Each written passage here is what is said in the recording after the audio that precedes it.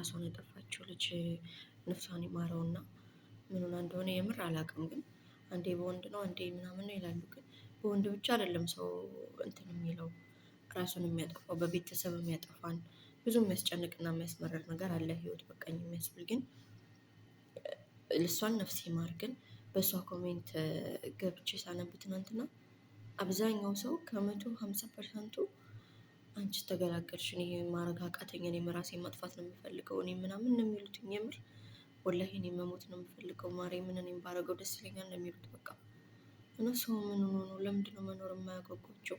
እኔ እግዚአብሔር ሁሌ ከመተኛቴ በፊት ፈጣሪ ሆይ እድሜን አርዝምልኝ፣ አምላኬ ሆይ እኔ መሞት አልፈልግም ነው የምለው። ማርያምን እንዴ ሰው ዝም ብሎ ራሱን ያጠፋ እንዴ? ማለት ለማን ብላችሁ ነው?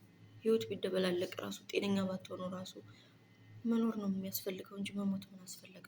ለማን ብላችሁ ነው የምትሞቱት?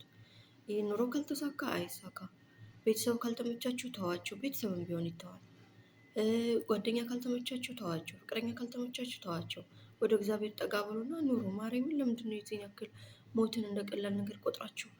ከሞታችሁ እኮ መመለስ የለም። በቃ አንዴ ሞታችሁ ሞታችሁ አለቀ። እዚች ምድር ላይ 2 ሳምንት 3 ሳምንት የሆነ ሰው ልክ አሁን እንደምታዩት ዋይ ዋይ ይላችኋል። ከዛ በኋላ የላችሁም፣ ትረሳላችሁ።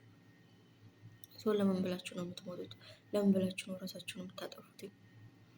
እኔ ያጓጓኛል መኖር የሚያጓጓኝ ሁሉም ነገር ተሳክቶልኝ ሳይሆን በቃ መኖር እፈልጋለሁ። ማንም ሰው 2 ቀን 3 ቀን አዝኖ እንዲረሳኝ አልፈልግም።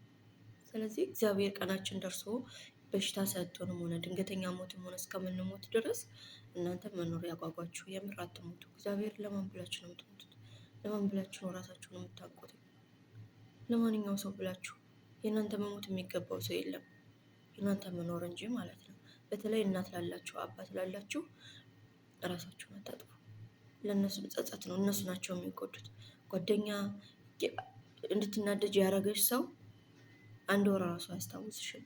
ህይወት እንዲበቃሽ ያደረገች ሰው ማለት ነው።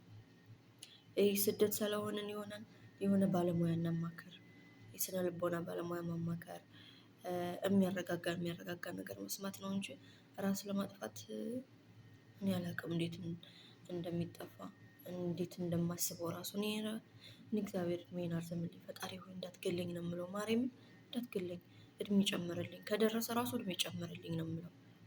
ስለዚህ የሚያጓጓችሁ ነገር ከሌለ የሚያጓጓችሁን ነገር ማድረግ። ሰው ራሱን ማጥፋት የሚፈልገው በህይወቱ የሚያስደስተው ነገር ስለሌለ ነው። ምክንያቱም እኛ ለሌላ ሰው ስንል ነው የሚያስደስተን ነገር፣ የሌላ ሰው የሚያስደስተውን እያደረግን እኛ የሚያስደስተንን ወደ ጎን እንለዋለን።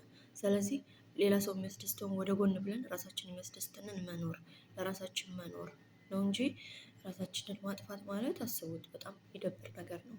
ለቤተሰብ ለእናትና ለአባት ብቻ ጸጸት ነው። ሌላ ሰው ከሆነ ራስሽን የምታጠፊው፣ በተለይ ለፍቅረኛ ከሆነ የማይታሰብ ነው። አንቺን ራስሽን እንድታጠፊ አድርጎ ከዛ ራሱ ሌላ ህይወት ነው የሚጀምረው። ስለዚህ ባልሽ ካልተመቸሽ ፍትት ነው ማድረግ፣ ጓደኛሽ ካልተመቸችሽ ታያት አለቀ። ፍቅረኛሽ ካልተመቸሽ ይቅርታ አልፈልግም በይው እንጂ ራስሽን ለማጥፋት ለማንም ብለሽ ራስሽን ለማጥፋት አታስቢ።